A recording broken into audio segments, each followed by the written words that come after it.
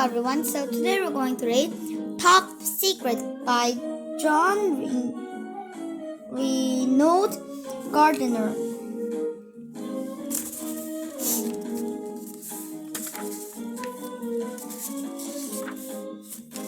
This is the contents.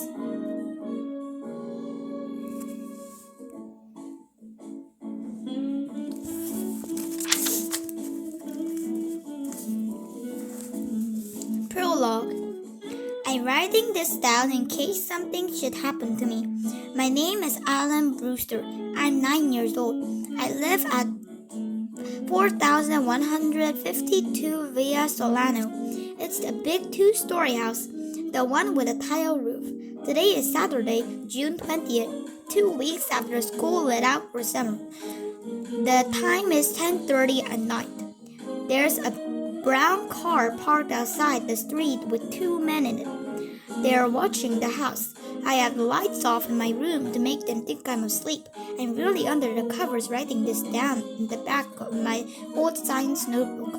I better hurry because the batteries in my flashlight won't last forever and I have a lot to tell. My story begins in several months ago in Miss Green's science class at school.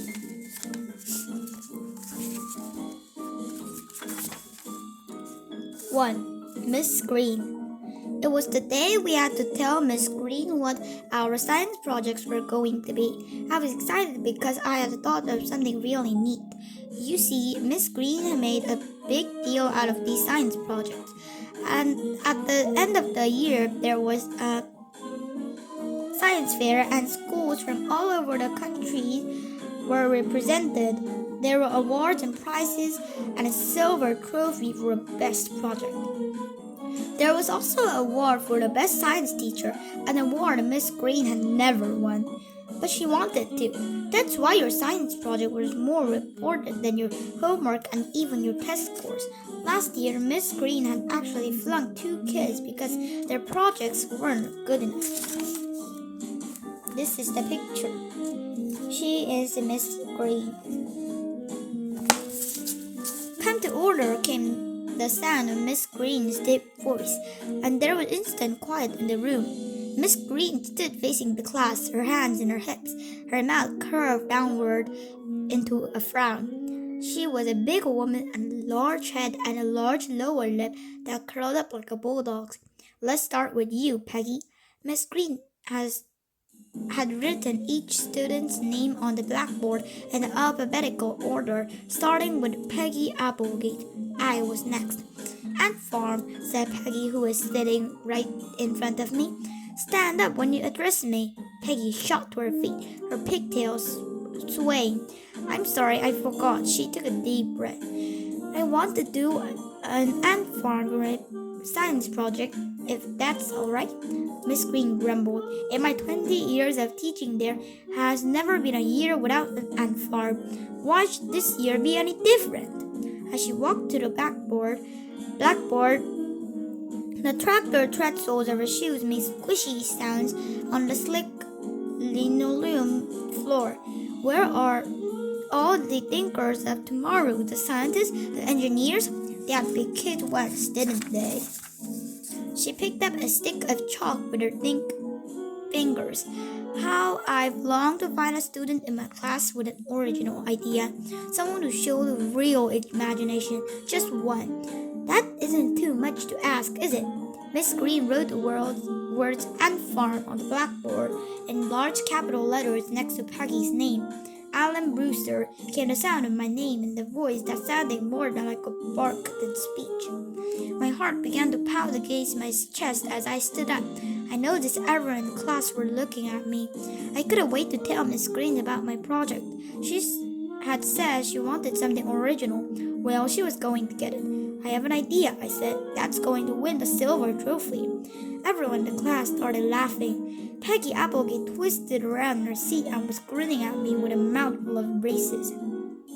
Barry Kramer, who sits right next to me and is the toughest kid in 4th grade, started kicking my chair.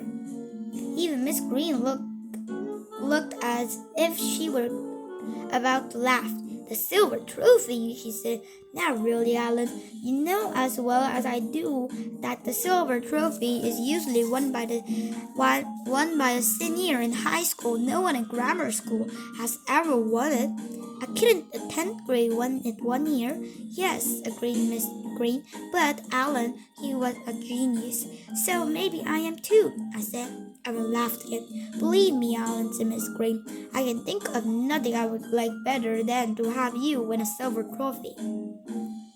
But we must be realistic. Wanting to and being able to are two different things.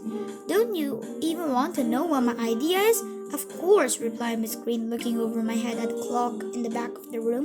But don't take too much time. We still have to hear from everyone else. I was sure as soon as Miss Green heard what I wanted to do, she would change her mind. I'm going to do my project on human photosynthesis, I told her. Miss Green said nothing.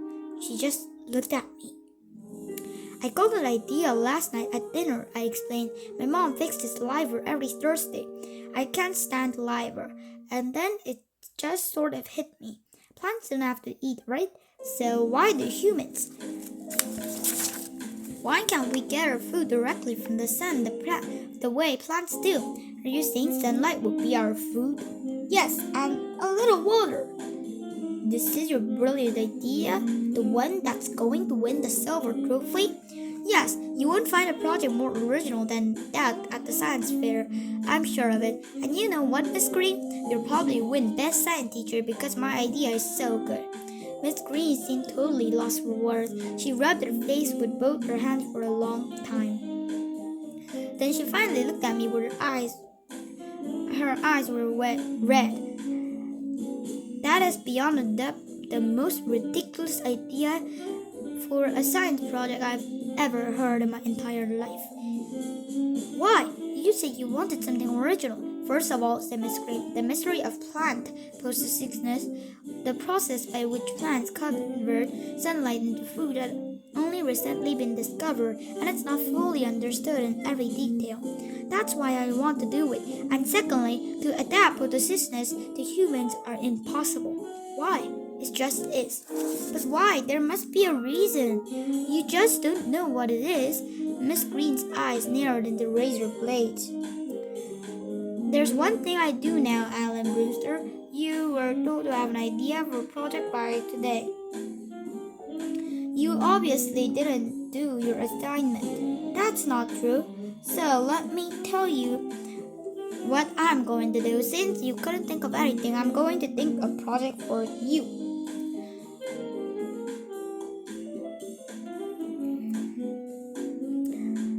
She walked to the blackboard, picked up the chalk, and wrote one word right next to my name, lipstick.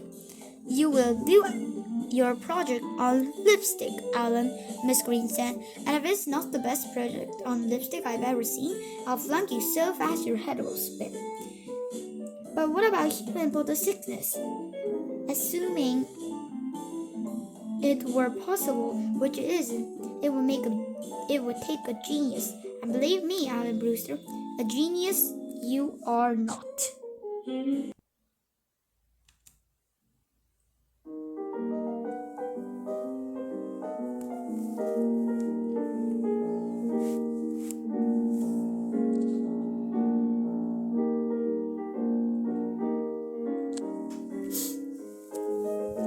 Hi. So, today we're going to read Top Secret Chapter 2.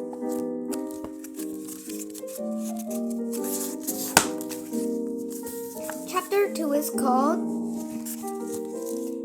Alan. I was mad. Miss Green was not being fair. I did have a project. She just didn't like it. As I rode home on the bus, I made up my mind that I was not under any circumstances going to do my project on lipstick. I would solve the mystery of the photosynthesis and I would adapt it to people just like I said I would. I closed my eyes and visualized the science fair. I could see the silver trophy and all the kids at school gathered around my project. I could see Miss Green apologizing to me for ever having doubted my ability. There was Peggy Applegate and Barry Kramer. Barry Kramer, I could see him. I could see him in the radar view mirror over Evan's head. Evan's our bus driver, and I was sitting right behind him. I kept my eyes in the radar view mirror as Barry slowly made his way up the aisle toward me. He was crouched real low, trying to stay out of sight. And then I saw it in his hand. He had a thing of lipstick. I wasn't sure what he was planning to do, but whatever it was, I knew I wouldn't like it. I had to think of something, and fast. And then I have a terrific idea. The only problem was that my timing would have to be perfect. Continuing to watch Barry out of the corner of my eye, I inched my way forward to the edge of my seat. He was almost to me now. I could see him fumbling with the top of lipstick. I could see his hand reaching out toward my neck. Now I stood up, stuck my finger in my mouth, and then ran my wet finger along the back of Evan's neck and sat back down. The whole thing took no more than 2 seconds. "Hey!" growled Evan, looking into the rear view mirror, and right in the face of Barry Kramer, who was holding the lipstick. Barry got thrown off the bus. He would have a long, long walk home. Evan laughed and whistled at him. This is the picture.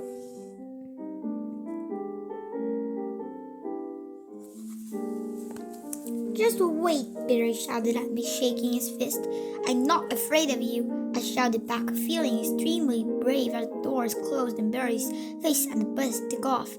I knew I wouldn't stand a chance against Barry Kramer. He was at least 1 year older and a lot bigger than I was. He was held back last year because Miss Green hadn't liked this science project. The bus let me out about a half a block from my house. "It's just me, Lamb Chop," I yelled to our dog as I walked up the walkway to our front door. Lamb Chop started barking. She can't see too well. I put some glasses on the rubber band once, but they didn't help. Our cat, Waffle, was waiting for me at the front porch with his arms and legs outstretched. I fell down and patted his stomach, careful to pull my hand away as he started to bite. Cats are weird. I walked around to the backyard looking for my grandfather. I had to tell him about Miss Green. "Hi, Grandpop," I called out when I saw him. Grandpop was on his knees examining one strawberry plants. He was wearing tennis shoes with no socks and a straw that covered up most of his white hair. Would you look at this?" He said in a soft voice, holding the tiny leaf of the strawberry plant in his hands. "See that little critter?" Grandpop has the shakes, so I held his hands to stop the leaf from moving and looked real hard. All I could see was a tiny little dot on the leaf. "You mean that dot?" "That's a mite," said Grandpa. "Darn parasite with watery blue eyes."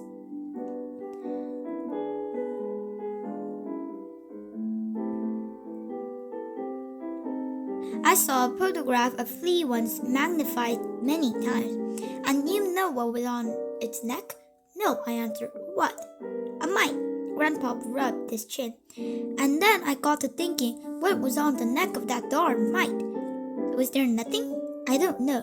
But if there was, do you know what I'd be wondering about that? What was on the neck of the thing that was on the neck of the mite?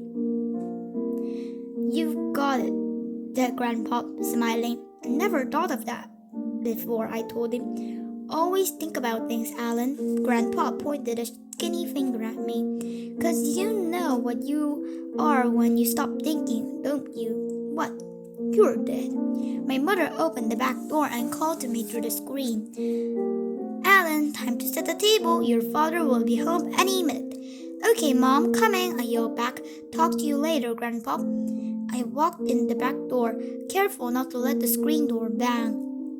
The house smelled of fried chicken. Sure beats liver, I tell you. I put my books at the foot of my stairs, washed my hands in the downstairs bathroom, then went to the kitchen. How was school, honey? My mom asked as she knelt down and kissed me, her long brown hair brushed against my face. Mom always calls me honey or sweetie, unless she's mad at me. Fine, I answered, getting a silverware out of the drawer. Except for Miss Green's science class. Okay, what happened? Nothing really, I said. It's just I want to do one science project and Miss Green wants me to do another. Better do as your teacher says, said my mom. But Mom, I protested, Miss Green wants me to do my project on lipstick. And what is wrong with that? I don't want to do my project on lipstick, I said. That's what's wrong with it. I heard a car pull into the driveway. Dad was home. Good, at least he didn't understand. It's me, I heard my dad say as Lamb Chop started barking. And there were footsteps coming up the walkway. They stopped. Dad must have been rubbing Waffle's stomach. Ouch! Came a cry. Doors swung open and my dad walked in carrying his briefcase. He had his thumb carrying in his briefcase. He had thumb in his mouth. Darn cat bit me. The dogs barking. What a welcome home party those two make. My dad gave Mom a kiss. And I mean a kiss. I couldn't hold my breath that long, no matter how much I liked somebody. How was your day? My mom asked, as she always asks. The usual, my dad answered, as he always answered. My dad always waited until we sat down for dinner to tell us his day was really like. Dad gave me a big hug. How was school? He asked. The usual, I answered. That's not what I heard, said my mother, giving my father the eye. Tell me about it, said my father in a serious voice. He didn't like anything going wrong at school. I told him the whole story about the human photosynthesis and the science fair and the silver trophy and Miss Green and her stupid lipstick project. I'm sorry to say this, said my father when I finished. But your teacher's right. She's what? Now hear me out, began my father, which was his usual beginning when he had something to tell me that he knew I didn't want to hear. 9-year-old boys just don't go around making discoveries, especially like the mystery of human photosynthesis. We're not talking about an invention, like developing a new machine. We're talking about the discovery, which is unlocking a secret of nature. Very few major discoveries have been made since the beginning of time, and the men who made them are considered the most important men in history. So none of them were 9 years old. Then I'll be the first. Son, listen to me. My dad took a hold of both my shoulders. Do your project on lipstick as Miss Green wants you to. Do something you know you can do. Hogwash, said a voice. We all turned to see Grandpa was standing in the doorway. Let the boy find out for himself what he can and cannot do. But what Alan is talking about is impossible, insisted my father. It's not impossible, I said. I don't care what anybody says. I'm going to do it. I'm going to solve the mystery of human photosynthesis.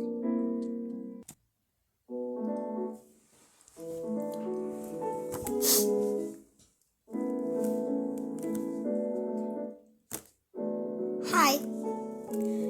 So, today we're going to read Top Secret, Chapter 3.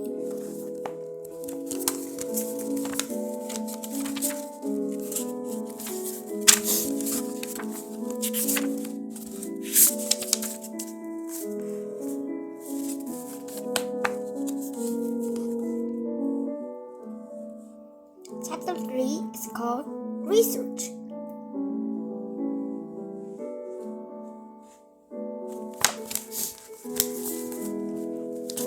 The next day, Grandpa and I had a secret meeting under the avocado tree in the backyard. We talked in whispers even though we knew my mom and dad were asleep. They always sleep on Saturdays. Do you think I can really do it, Grandpa? I whispered, zipping up my windbreaker. I was cold and damp under the avocado tree and it smelled like dead leaves. Grandpa didn't say anything as he stooped to pick up an avocado that had fallen to the ground. He rubbed the fruit with both hands and he took out his gold-plated pen knife and began to cut the avocado. This is the picture. This is Alan and this is his grandpa. A discovery, Grandpa began in a low whisper. It's like an avocado that have been cut into many pieces, and other pieces hidden in different places. Some pieces are very hard to find.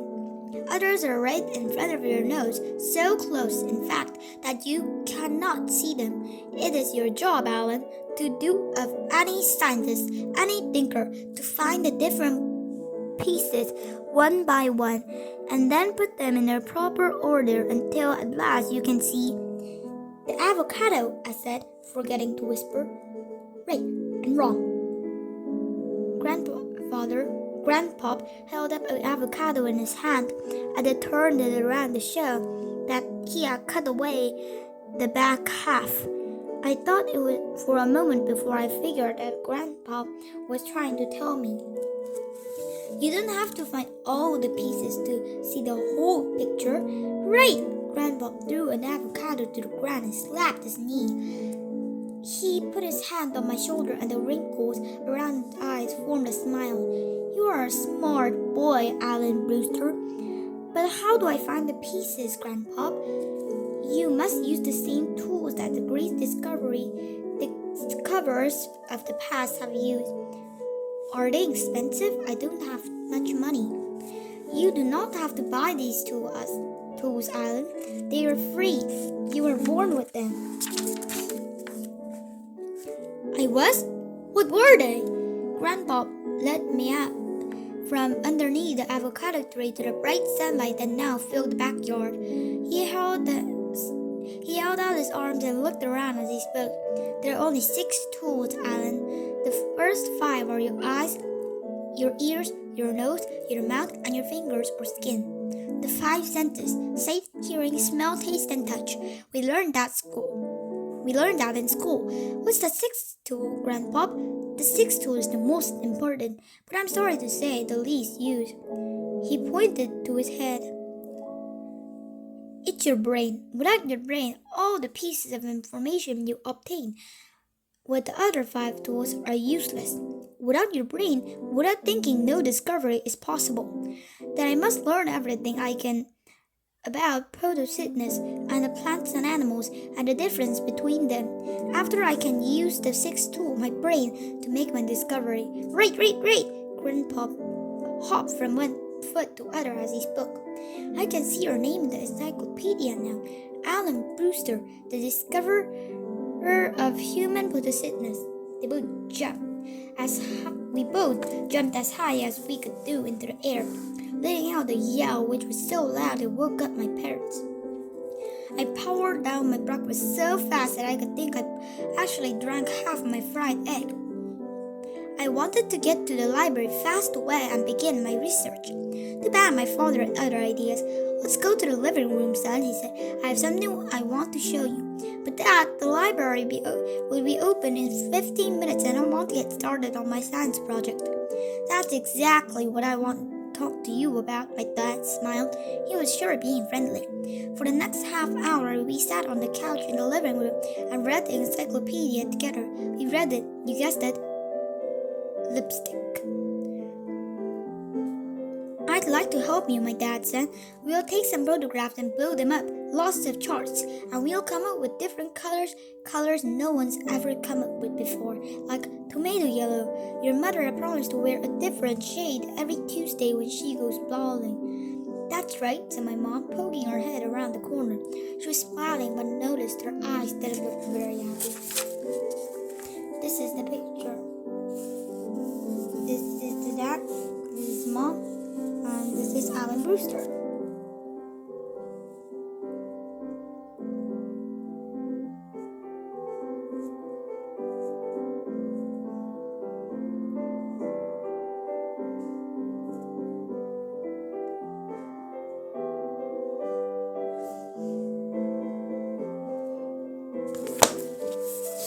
Thanks a lot, I said, getting to my feet. I realized it would be pointless to get into another argument. Plus, I don't want to waste the time, so I just said I'll let you know if I need any help. A 15-minute bike ride later, I was at the city library with my notebook in hand. I ran up the wide stone steps to the entrance, pulled open one of the heavy glass doors, and hurried inside. Good morning, Miss Snodgrass, I said to this elderly woman who sat at the reference desk. The kids called her the surgeon because she was so straight. Miss Snodgrass put one finger to her lips, reminding me to whisper. What brings you here so early, Alan Brewster? I'm going to make a discovery, I whispered. It's for my science project at school. My goodness, said Miss Snodgrass, touching her hand to my face. That sounds difficult. Yes, very difficult, I agreed. Then I pointed to my head. You have to use this up here. After I told Miss Snodgrass what my project was all about, she directed me to the special part of the library. This book and the sessions are devoted to biology, she explained, which the study of living things like plants and animals. Yes, Alan, except we call that study of plants botany and the study of animals zoology. She smiled. Good luck. Thank you, Mrs. Snodgrass. I looked at every book I could get my hands on, especially the ones that mentioned photosynthesis in the index. I took notes as I went. I wrote so much my hand began to ache. And when I stopped writing, I had to straighten out my fingers one by one.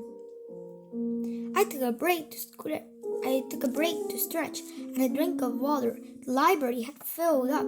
I saw several kids from school doing research on their projects. I saw Peggy Applegate.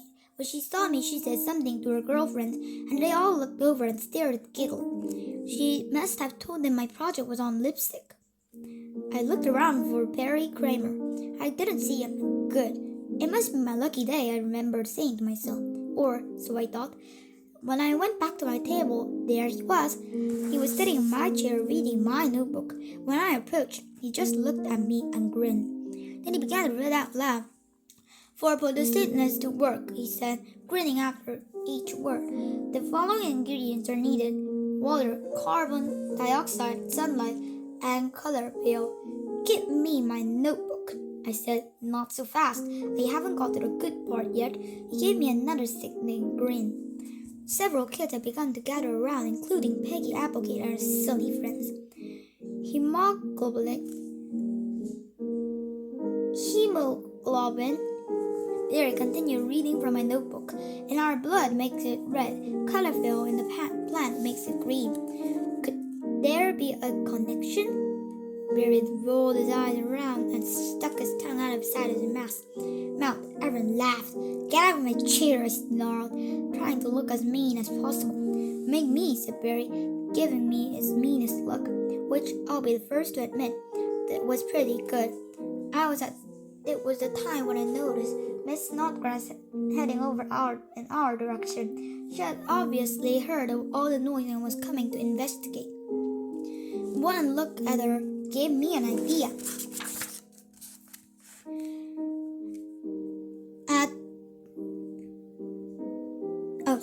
The least you can do is speak up, I told Barry. If you're going to read something important, you might as well say it so everyone can hear you. Okay. This got a laugh. Not a real big one, but just enough to make Barry mad, which was just what I wanted. Barry stood up and began to read loudly from my notebook. For human photosynthesis to be possible, the hemoglobin in our blood must somehow act as chlorophyll does in the plant. It's the surgeon, someone said, and everyone scattered. But it was too late for Barry Kramer. Miss Snodgrass had him by the ear. Then she proceeded to lead him out of the library. I snatched my notebook from Barry's hand as they went by. I sat down at my table, breathed a sigh of relief, and continued my research. Hours went by. I don't know how many. Human blood, I said to myself, chewing on the end of my pen. That ought to be it. Everything pointed to it. But did human blood contain all the necessary ingredients for photosynthesis to take place? I wrote the following down in my notebook. This is the notebook.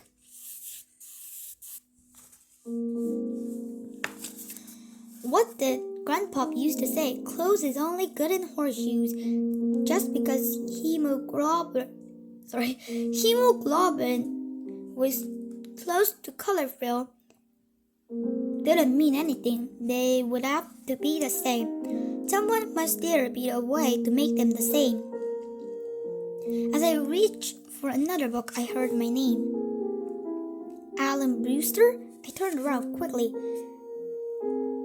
and saw the sergeant. Are you still here? Said Miss Snodgrass. I was just locking up. Am I ever glad I checked one more time, or you should have to spend the night? I'll spend the night, I said. I don't mind. You see, I'm in the verge of making a discovery. I can't go, Miss Snodgrass, not now. Please.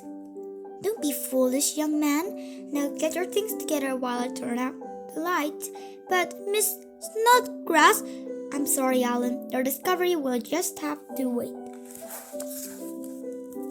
Chapter 4, Discovery.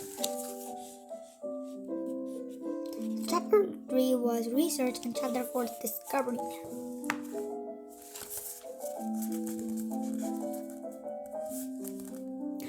The next day, I did not go back to the library. In fact, I did not go anyplace. I was not allowed to. It seems my parents were very upset that I stayed so late at the library, especially when I let it slip that I had not been working on my lipstick project. At first I was sad too, but the way things turned out, I'm sure glad I stayed home that day. I spent the morning in my room reading over my notebook. In the afternoon, when my father was asleep at the couch and my mother was at the den playing the piano, I slipped out to the back door to talk to Grandpop. Grandpop was resting in a lounge chair with a back porch, listening to same old records on his old photograph. I motioned for him to be quiet until I had shut the back door. He turned up the volume on the photograph a little. We both nodded, agreeing it was safe to talk. Tell me more about yesterday, he said. Let me show you my notebook, I said. No, scientists work better alone. Just tell me what you found out. I think I found all the pieces to the picture, but one.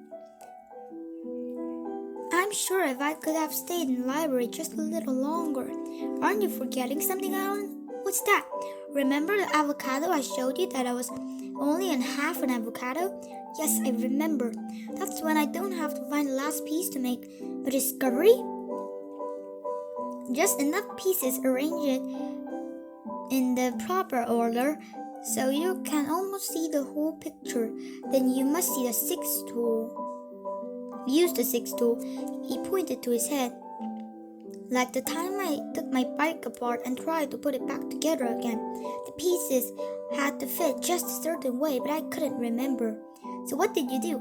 I tried every combination I could think of until I finally found the right way. Grandpa pointed to his head. But I've tried, Grandpa.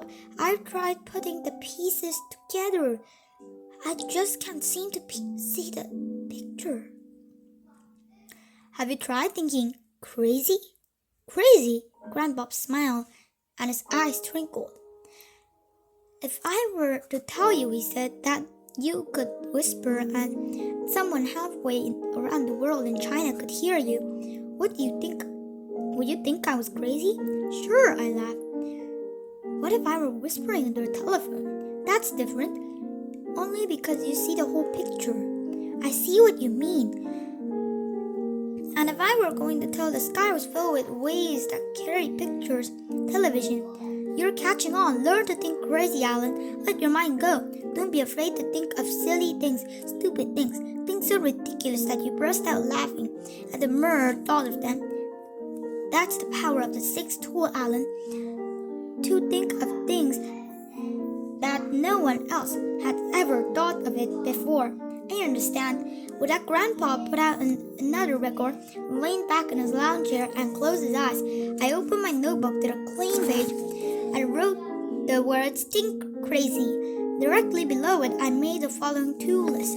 This is the list: plant photosickness, water; carbon dioxide, chlorophyll; human photosickness, water; carbon dioxide. The 1, 2 is the same. The 3 is different. Hemoglobin. The first list contained the necessary ingredients which in the presence of sunlight may put the sickness possible in plants. The second list contained 3 substances found in our blood. I ran head to the same old problem. The blood do what chlorophyll does in plants. But Grandpa said I didn't need to find all the pieces. All I had to do was think crazy. Okay, Alan Brewster, you may begin now. Go away. No one's looking. Think. I couldn't think. Try. I closed my eyes real tight. Nothing. All I could think about was the music from Grandpa's photograph record. The music. That record. What was it? Something Grandpa had told me. A story about a workman and a company that gold played the records. The workman dropped a cheese sandwich to a vat of gold, didn't tell anyone. The gold plating was better than they had ever seen before, the workman confessed. They had the workman's wife make a whole lot of cheese sandwiches. They kept adding them to the vat of gold until they had the sandwich analyzed in the laboratory and found out what was the sodium of the cheese was the missing ingredient. Think crazy. The next thing I knew, I was in the kitchen opening cupboards. Was there something I could eat? I said to myself. That would make the hemoglobin in my blood act as chlorophyll does in plants. The whole picture. Try to see the whole picture. I started to make myself a cheese sandwich. I stopped. Wait a minute, I thought. I had a cheese sandwich before, lots of them. That can't be it. Perhaps, I said to myself, it's a combination of different things, just the right things, just the right amounts.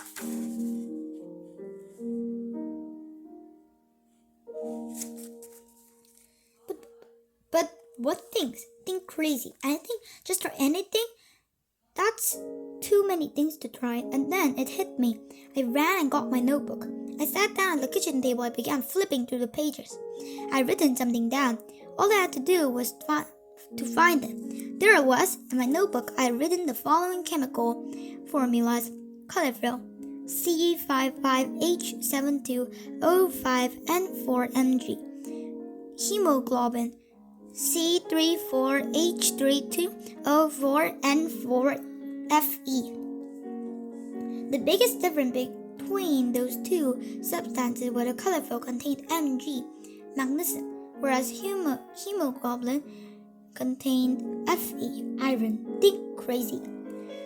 I will only try those things that contain magnesium, I said, hitting my fist on the kitchen table.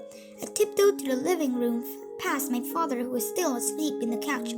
I selected the M volume with the encyclopedia and returned to the kitchen. I looked up at the word magnesium and found the following list of foods. Had it. Beans, nuts, whole grain cereal, and liver. Wouldn't you know it? I can't stand liver. I also read that salt water contained magnesium. Think crazy, I repeated the words. I plugged in Mom's blender and started throwing things in, careful to write down my notebook exactly how much of each thing. The only beans we had were stale leftover Mexican refried beans. Using the ice cream scooper, I put in 1 scoop. I found a can of mixed nuts in cupboard, but it was practically empty. I decided to use peanut butter instead of 1 scoop. We are all out of natural cereal, so I substitute Cocoa Puffs, half a cup. I found some raw liver in the refrigerator. I cut off the smallest piece that I thought might work. I was about to add some tap water into the blender when I remembered the encyclopedia had mentioned salt water.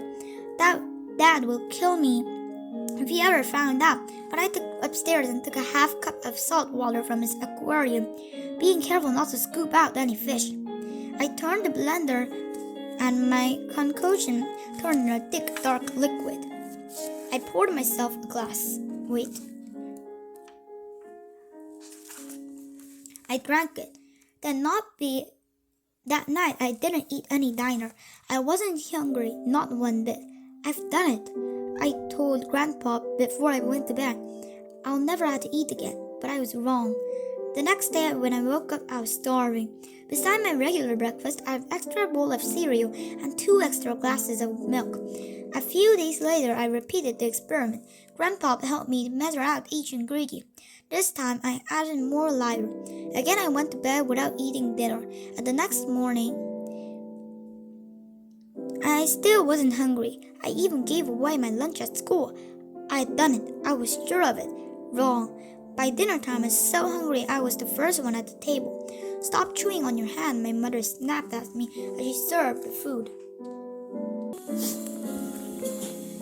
Okay everyone. Now we are going to start here part 2. Okay? Then meet the next time. Bye!